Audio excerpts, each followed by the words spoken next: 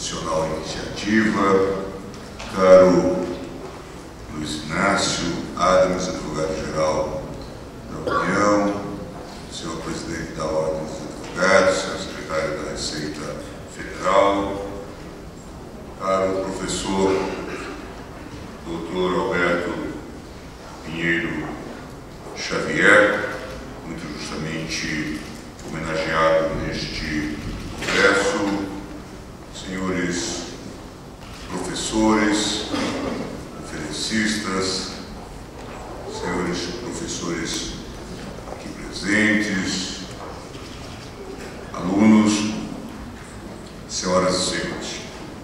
É com muita alegria que eu, mais uma vez, acolho o convite para participar deste marcante evento e desta feita para falar sobre esse tema que se tornou um pouco um lugar comum na atual ordem das nossas preocupações. É um tema que se faz presente em todas as conversas. E é um pouco o modismo da vez. Vez se fala na falta de ação, ou de atuação, ou na insuficiência da atuação do Poder Judiciário, e de quando em vez se fala no ativismo, e aqui a expressão não tem a conotação elogiosa, ela tem uma conotação fortemente pejorativa, no sentido de dizer da exorbitância, do exagero, da extrapolação. Herdou-se isto do direito americano, onde se aponta, quando em vez, os exageros especialmente da Suprema Corte, e aí então se tenta até mesmo extrair uma certa metodologia, dizendo que a Corte não está a aplicar o direito da forma adequada, que está extravasando os limites do próprio significado da Constituição e assim por diante. Claro que, não raras vezes, esses temas aparecem embebidos, ou envoltos numa atmosfera de conflito ideológico. E o acerto ou o erro tem a ver também com as posições que nós, eventualmente, sustentamos na nossa opinião enquanto cidadãos comuns. E logo se diz, a Corte errou, equivocou-se gravemente, laborou em grave equívoco quando tomou esta decisão em prol do aborto. E essa primeira crítica, em geral, vem de grupos que não só são contra o aborto, mas são confessos, militantes religiosos de uma dada concepção, claro, que não aceita o aborto. E assim por diante. Então, esse tema é eivado de grandes dificuldades, porque, em geral, nós já estamos no contexto, quando discutimos esse tema, de uma pré-compreensão altamente negativa. Mas só para que os senhores tenham uma ideia da importância que esse assunto assumiu nos últimos tempos, eu creio que já é a terceira, quarta, quinta, sexta, sétima vez que eu falo sobre esse tema nos últimos tempos, em várias atividades, congressos, entrevistas e assim por diante. Vejo aqui Humberto Ávila, meu amigo já de muitos anos, à frente. Lembro que recentemente estivemos em São Paulo e falávamos sobre isto e recebíamos agora a acusação, não de brasileiros, mas de portugueses interessados no direito brasileiro, diziam, não, o judiciário brasileiro está exorbitando. Nosso amigo de Portugal, Carlos Blanco de Moraes, um pouco assustado com as novidades que nós estávamos a fazer na área de saúde e assim por diante. Mas para ficar no último exemplo, ainda ontem eu falava na Fiesp para o Conselho de Economia e Assuntos de Altos Estudos da Fiesp, e lá estava de novo eu a falar sobre ativismo judicial e ao ouvir peremptórias afirmações sobre os exageros que nós estaríamos a perpetrar no âmbito do Supremo Tribunal Federal. No contexto até cheguei a ouvir que aí já não era mais um pouco a afirmação sobre ativismo, dizendo assim, até o caso Batiste é um desses casos notórios de desacertos ou coisa do tipo. Eu tenho que concordar. De fato, eu disse, o caso Batiste é um caso de erro judiciário, grave, mas é um caso de inércia, de falta de eficiência da atuação do Supremo Tribunal Federal. O Supremo Tribunal Federal se demitiu da tarefa de exercer a sua tarefa, o seu papel. E não é um caso, portanto, de ativismo judicial. Mas veja que isso está numa embolada, portanto, completa. Bem, os senhores sabem que nós temos um contexto constitucional, um marco regulatório muito específico, que é a Constituição de 1988, que amplamente regulou os direitos e garantias individuais, que pretendeu disciplinar os direitos sociais, que foi extremamente generosa na disciplina de inúmeras situações jurídicas, previdência social, saúde, educação, e não apenas como normas de caráter programático. Nós temos disciplina, por exemplo, em matéria de educação, que vai ao direito à educação em creches, problema que está sendo posto hoje na judicialização. A questão do direito à saúde, temos todo um sistema único de saúde definido no texto constitucional, com determinadas responsabilidades pré-definidas. Nós temos, claro, o texto constitucional foi muito claro nesse sentido, a garantia do judicial, não é? A ideia da proteção judicial efetiva, não só em relação às lesões eventuais aos direitos, mas também às ameaças aos direitos. Então vejam, senhores, que nós temos aqui uma articulação institucional que desafia a aplicação do direito de forma bastante interessante. Não é por acaso também que, especialmente na fase pós-88, a forma de organizar a sociedade passou a exigir mais e mais a participação do judiciário. Talvez esses dias ainda fazia esse exercício numa discussão que tivemos no Supremo, na Biblioteca do Congresso, em Washington, e nós fazemos essa especulação de saber se há algum país no mundo que per capita tenha maior número de demandas judiciais.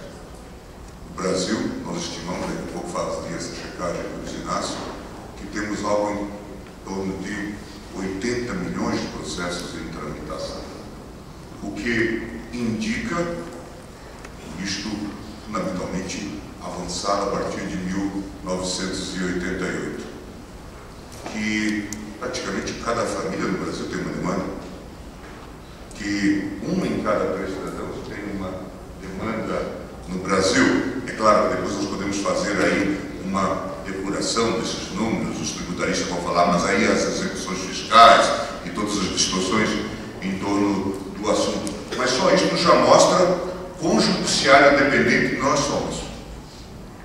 termos de intervenção, de reclamação da intervenção do Poder Judiciário nas mais diversas questões da nossa vida. E esse número realmente é espantoso. E é por isso que é espantoso o número de processos que também chegam às Cortes Superiores do Brasil.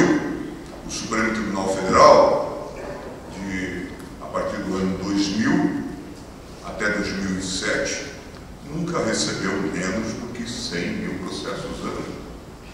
Que também é algo incompreensível, do ponto de vista mesmo de crise numérica. Apenas agora, a partir da aplicação da repercussão geral associada à súmula vinculante, que este número vem decrescendo. E ainda assim nós estamos na faixa dos 30 mil processos, 40 mil processos. Então vejam, senhores, o grau de conflituosidade, de litigiosidade, de irracionalidade numérica que esses números traduzem. Em relação aos desafios a que os tribunais estão submetidos, já a minha primeira fala mostra a enormidade dessa tarefa. As mais diversas questões, desde os conflitos cotidianos entre vizinhos até os conflitos com a previdência social, os conflitos de assistência social, todos eles acabam chegando à justiça, ou em geral nós não temos outra modalidade para a solução da controvérsia, a não ser a lei do mais forte. Só para que os senhores tenham uma outra ideia desta questão, vou relembrar um episódio, um dado do meu período de advogado-geral da União, quando lá estava entre 2000 e 2002, governo Fernando Henrique, e nós defendíamos a implementação dos juizados especiais federais. Nós defendíamos os juizados especiais federais como uma forma de permitir o acesso das pessoas à justiça nesses casos de previdência social, de assistência social. Foi exatamente esse governo, que é ainda hoje de vez em quando chamado de neoliberal, que implementou os juizados especiais federais entre nós. Nós fizemos então esse experimentalismo institucional, estimando que haveria uma certa migração dos processos das varas de previdência social para os juizados especiais federais. Tanto é que preconizávamos, isso é pouco entendimento com o STJ, que as varas de previdência social fossem transformadas em varas dos juizados especiais federais. O que ocorreu? Mas logo se percebeu que haveria algum tipo de problema. Por quê? Porque nós estimávamos que por uma década, pelo menos, nós ficaríamos com o mesmo número de processos que tramitavam, que gravitavam em torno das varas de previdência social da Justiça Federal, algo em torno de 180 mil. Essa também era a estimativa do Conselho da Justiça Federal. Não será muito mais do que isso. Diziam os nossos interlocutores, o ministro Nilson Naves, aqui em Minas Gerais, e tantos outros. Por quê? Porque isso era um número que se acumularam de processos no âmbito das varas de previdência na Justiça Federal. Claro que os juizados especiais vieram com um adereço, processos muito mais simples. A possibilidade também da requisição de pequeno valor, a dispensa, portanto, do precatório. Bem, mas era de se advertir que poderíamos ter problemas. que antes, em relação, na época, na formulação do projeto de lei, que resultou na Lei 10.259, que chegamos até a uma ousadia, Sacha, que foi de elevar o teto, ao invés de 40 salários mínimos, vamos chegar a 60. E essa decisão nós tomamos no Palácio da Alvorada, na hora de mandar o projeto. Por quê? Porque parecia que era um grande avanço. Qual não foi a nossa surpresa quando, passados poucos anos, aqueles números estimados foram de longe superados. Os senhores sabem quantos processos nós temos hoje nos juizados especiais federais? São 2,5 milhões de processos. Certamente, eu não sei, o Inácio, mas o juizado especial federal deve ser a maior repartição da Previdência Social no Brasil de hoje. É o retrato, é a cara do chamado Estado Social brasileiro. Então vejam, senhores, que esses dados, esses só falam alguma coisa sobre ativismo. E é nesse contexto, então, que nós temos que considerar a atuação do Judiciário. O sujeito que comparece ao Juizado Especial Federal para reclamar da assistência social. Como os senhores sabem, nós temos a Constituição, assegura a assistência social para um salário mínimo, para o idoso e para o deficiente. Nós temos a lei. O que fez a lei? Isso ainda no governo Fernando Henrique. Estabeleceu que o critério para a aferição do quadro de miserabilidade seria a identificação de uma renda per capita de 1/4 do salário mínimo. Já no julgamento da ADIM, em relação a esta lei, houve dissenso no Supremo Tribunal Federal. O ministro Vilmar Galvão, por exemplo, defendeu já, na linha da que sustentar a Procuradoria, uma parcial inconstitucionalidade dessa lei. Depois, o Brasil mudou significativamente, graças a Deus, e outros benefícios foram concebidos.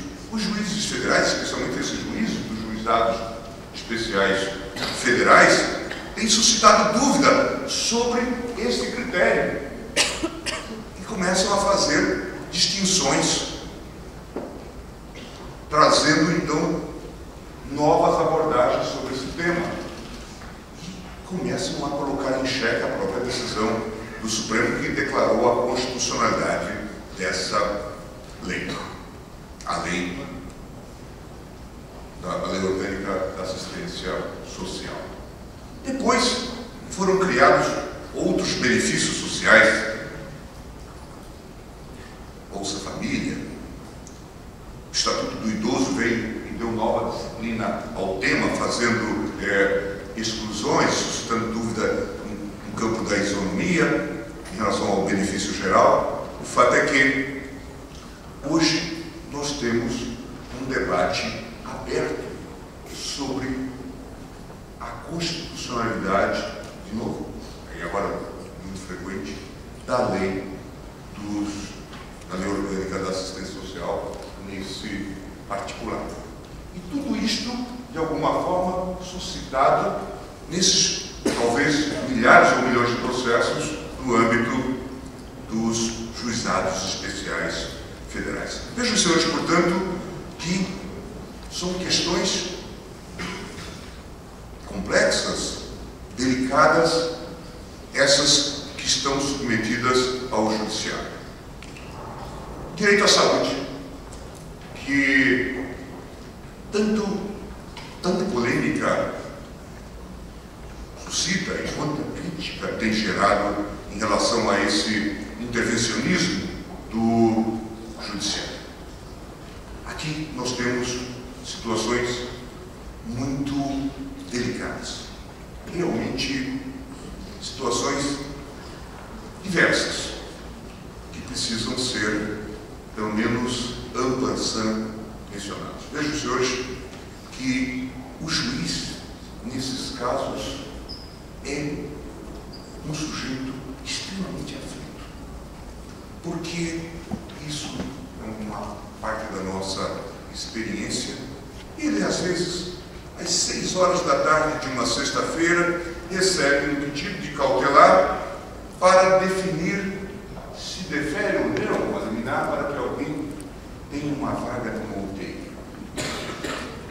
Veja que é um tema de máxima complexidade, que tem gerado debates internacionais sérios. Alguns imputam a queda da popularidade do presidente Obama às decisões tomadas nesta seara, diz respeito ao regime de prestação de serviço de saúde nos Estados Unidos. Tema da maior sensibilidade.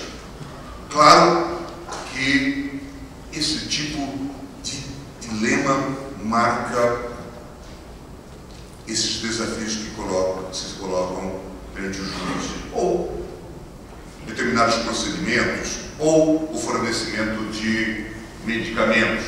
Em suma, é nesse quadro que muitas vezes nós vemos a imputação de ativismo judicial. Então, é preciso reconstruir um pouco esta visão do nosso contexto institucional, jurídico, político, para que se possa, então, fazer esse debate com o mínimo de proveito, com um mínimo de profundidade. No que concerne ao Supremo Tribunal Federal, os senhores sabem que um dos debates mais marcantes da atual quadra da nossa experiência institucional diz respeito à omissão constitucional. Inicialmente, todos depositavam uma fé quase que absoluta, se não absoluta, no mandato de injunção. É a panaceia vai resolver todos os nossos males. E o tribunal, temeroso de lidar com aquele instrumento, fez aquela opção constante do mandato de injunção 107, dizendo que cabia ao tribunal, e aqui ele equalizou um pouco os efeitos da decisão na ação direta por omissão e no mandato de injunção, caberia ao tribunal tão somente proferir um juízo de constatação, uma demonstração, uma recomendação, ou até uma determinação para que o legislativo atuasse, mas que ele não poderia substituir-se ao legislador. O célebre mandato de injunção 107 da relatoria do ministro Moreira Alves. Nós aqui trocamos o dogma psiquiátrico freudiano. Ao invés, então, da culpa da mãe, passou a ser a culpa do Supremo, ou alguns mais sofisticados diziam, a culpa é do Moreira Alves. Porque depositou-se tanta esperança no Instituto e agora tamanha era a frustração, porque todas as torcidas do Atlético e do Cruzeiro queriam ver o mandato de injunção implementado. E a decisão frustrava esse objetivo, esse desiderado. E o tribunal depois percebeu, como os senhores sabem, que aquelas decisões não sensibilizavam o legislativo, por razões que não vamos agora examinar. O fato é que o legislativo jamais deu atenção a essas decisões do Supremo. O fato do Supremo dizer que havia uma mora legislativa ou uma omissão, isto não sensibilizava o Congresso Nacional. Aí, razões de inorganicidade, de falta de articulação, em suma, não interessa. O fato é que essas decisões não produziram o efeito de cócega no legislativo. E então o Supremo passou a fazer algum tipo de experimento, fazer alguma concretização, até que veio esse caso agora citado, muito citado, do direito de greve do servidor público, em que o tribunal mandou aplicar a lei de greve existente para as relações privadas no âmbito da relação entre o grevista-servidor e a administração. De qualquer sorte, foi uma opção de adotar o que a doutrina constitucional hoje comparada se chama de sentença de perfil aditivo, normativo, sem, todavia, assumir uma postura legislativa clara, uma vez que o que se mandou aplicar foi uma lei aprovada pelo Congresso Nacional. E também havia um certo consenso, porque, de alguma maneira, entendia-se que era preciso um pouco de disciplina. Não vamos esquecer o contexto histórico em que essa decisão foi tomada, foi logo depois daquela greve de controladores de voo, em que houve até uma conotação de motim, com cabos e sargentos da aeronáutica ameaçando ou entrando de fato em greve. Nós nunca soubemos bem qual foi esse quadro. Mas o fato foi que, nesse contexto, então, o tribunal tomou essa decisão. E tomou também outras decisões, revendo antiga jurisprudência, por exemplo, aquela decisão em que o tribunal produziu uma sentença de certo teor aditivo sobre a fidelidade partidária. Inicialmente dizia que a lei, que a Constituição não impunha a perda do mandato no caso da infidelidade partidária, e agora se fez uma revisão. Claro que essa decisão ocasiona um certo incômodo no ambiente político, até porque a mudança de partido já era algo combinado, não é? Depois da eleição já se fazia as mudanças. Nós temos trazido aqui, nós que somos um país, né, somos muitas metáforas ligadas ao futebol, nós tínhamos introduzido até a possível, talvez, compra de passe de político, né? Uma mudança para partido agora remunerada. É nesse contexto que o tribunal manda de jurisprudência. Mas essa decisão não foi muito bem compreendida em certos segmentos políticos. Passa a dizer, olha, como não se quer atacar a substância da decisão, ataque-se o aspecto formal. O tribunal aqui equivocou-se porque exorbitou. Então, vejam, senhores, os contextos em que nós estamos colocados. Só o debate sobre a omissão inconstitucional, a meu ver, já propiciaria entre nós uma revisão daquilo que nós chamamos ativismo judicial. É verdade, não é fácil o tribunal assumir uma postura, vamos chamar não de regulador, de legislador positivo, não é? Mas de disciplinador de determinados temas. Os senhores viram as dificuldades recentemente naquele caso a propósito do aviso prévio proporcional, não é? Agora, também não vamos esquecer, apenas para deixar dados bastante claros, a primeira decisão que o Supremo Tribunal Federal tomou sobre o direito de greve do servidor público foi em 1989. E depois essa decisão foi várias vezes repetida. O caso, agora, do aviso prévio, a primeira decisão é de 1990. Portanto, tempo não tem faltado para que o Congresso delibere. Claro, há riscos enormes do ponto de vista político, inclusive de uma certa irreversibilidade fática da decisão que o tribunal venha a tomar. Vamos dizer que o tribunal adote um critério bastante generoso. Dificilmente o legislador vai se animar a rever essa decisão. Isto acontece com mais naturalidade se o próprio legislador for o autor da decisão. Ele faz o seu. Eu gosto muito de uma frase de um juiz alemão chamado Ian Reis, que diz que legislar é um pouco fazer experimento com o destino humano. Mas o legislador se arrepende, verifica que o seu experimento deu errado e volta atrás.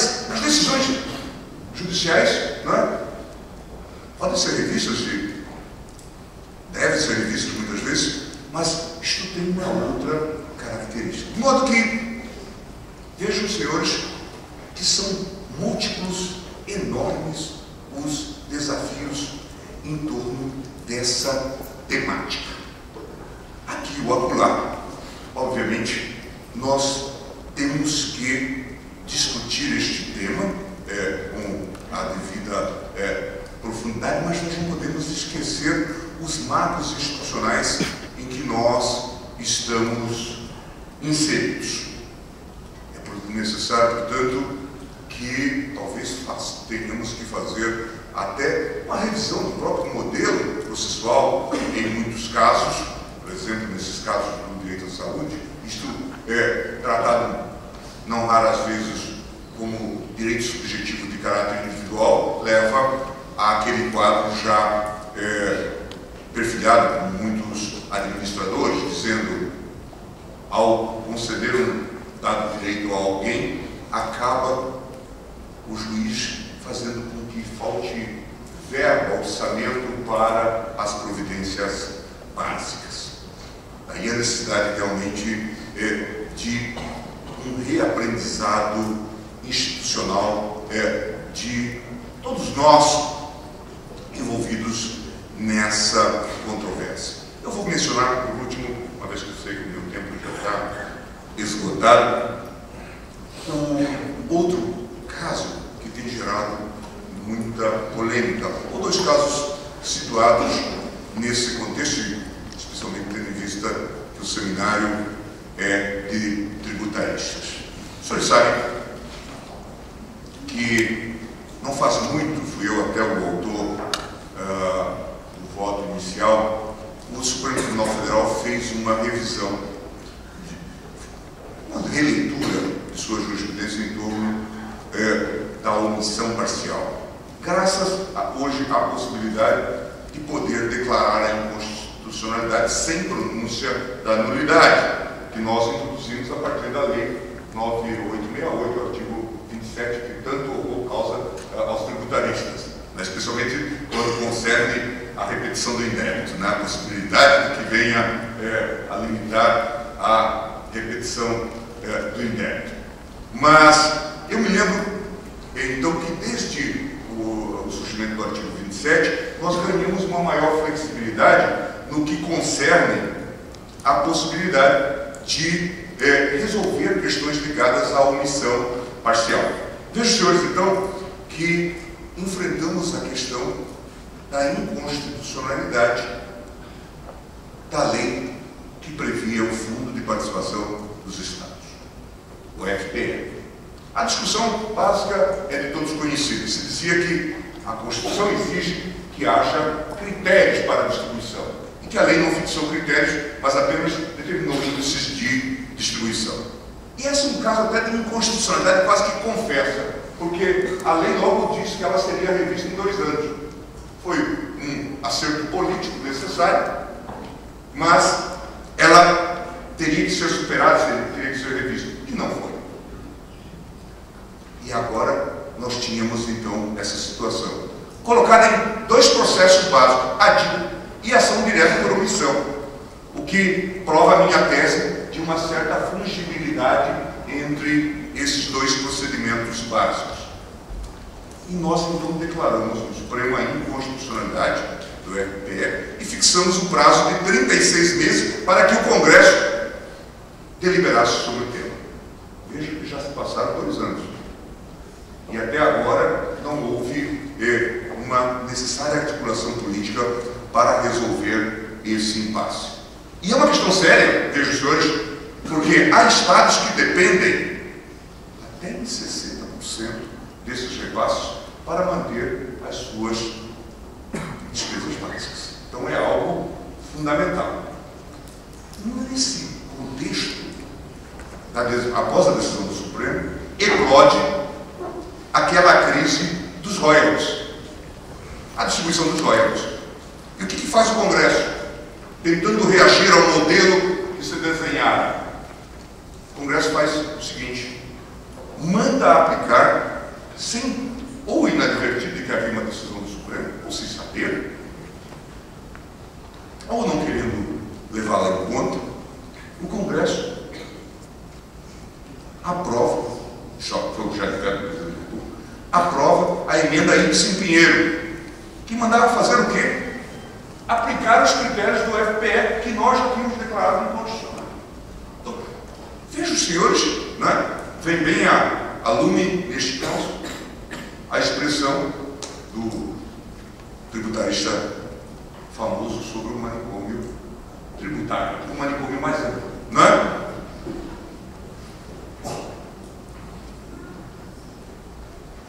Confusão geral em torno desse tema. Em seguida, veio uma decisão que ninguém coloca no rol das decisões de caráter ativista, pelo menos até agora não tinha ouvido, mas que coloca um color específico neste caso. Vem a decisão do Supremo, porque foi uma decisão em série, né, tomada em relação a várias leis, sobre a guerra fiscal, confirmatória já de uma jurisprudência antiga do Supremo Tribunal Federal a propósito do tema. Então, nós temos aqui, eventualmente, um coquetel de vinho ou um caldeirão do diabo para ser resolvido, né? Ou temos um momento venturoso ou um momento tormentoso, né, para ser a coroa da guerra fiscal, com todas essas questões ligadas ao ICMS, que aflige a todos os governadores que estão aí aflitos em torno dessa temática. O modelo de distribuição, no fundo, nós estamos a discutir, ou temos que rediscutir, o modelo de federalismo fiscal. Então, vejam, senhores, que eu concluo dizendo que há muita confusão em torno desta afirmação de que nós estamos padecendo de um ativismo judicial, especialmente no Supremo Tribunal Federal.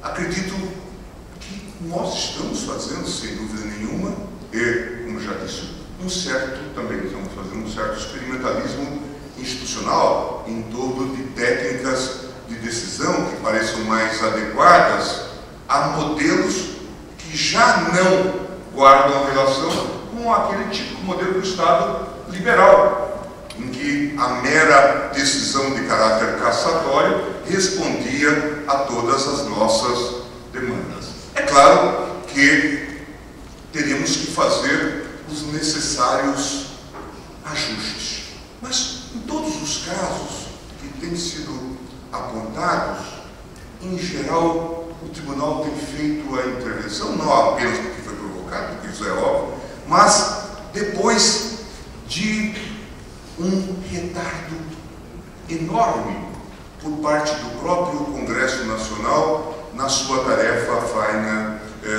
deliberativa. O último tema que tem sido objeto desse apontamento, que tem provocado tanto incômodo, especialmente porque vem também envolto nesta questão, neste ambiente ideológico e de opinião, é a decisão do Supremo Tribunal Federal a propósito da união estável entre pessoas do mesmo sexo.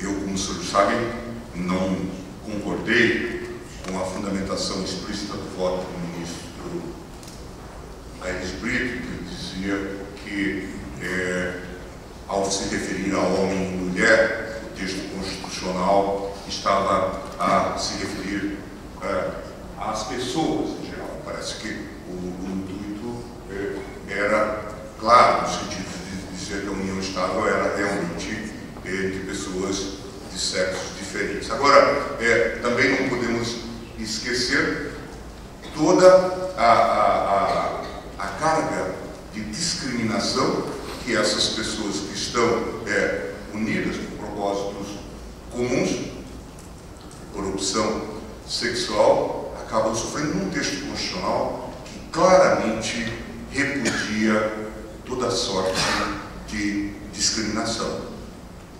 Daí eu digo que a falta de outra regra aplicar, sim, a regra da União-Estado. Me parece que o Tribunal deu a resposta correta, inclusive tendo em vista os impasses verificados no âmbito do próprio Congresso Nacional por conta do calor político-ideológico que envolve esta temática. Não vamos esquecer, gente, que uma das missões clássicas de cortes constitucionais, isso nós sabemos desde os clássicos americanos, e especialmente depois da lição do gênio de Kelsen, uma das funções básicas de uma corte constitucional é exercer essa função contra-majoritária. Felizmente, é preciso que haja juízes que tenham condições de